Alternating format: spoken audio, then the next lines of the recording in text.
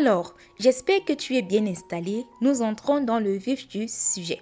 Comme je l'ai dit plus haut, entretenir sa féminité demande de l'argent, d'accord?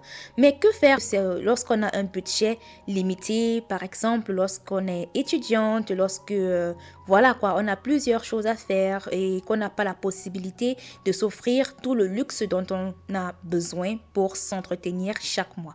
Alors, si tu te retrouves dans cette situation, ma précieuse, le premier moyen pour toi d'entretenir ta féminité est de planifier.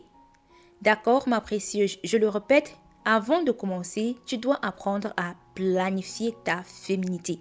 Tu dois apprendre à planifier tes achats, à planifier tes routines, à planifier tes activités. Bref, tu dois être une femme qui aime planifier. D'accord? Lorsqu'on a un budget limité, il est très important de savoir planifier, de savoir faire la part des choses, d'accord? Ceci veut dire, lorsque tu planifies tes dépenses, je te propose de prévoir un budget que tu vas appeler, voilà, budget féminité et élégance.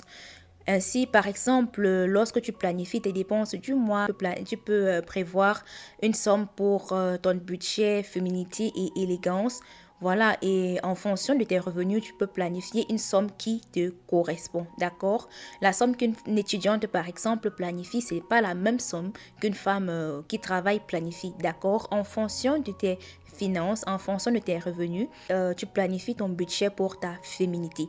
Je pense que pour toute femme, pas uniquement les femmes qui ont un budget limité, je pense que pour toute femme, pour entretenir sa féminité sur le long terme, il faut vraiment planifier, voilà quoi, planifier, avoir un budget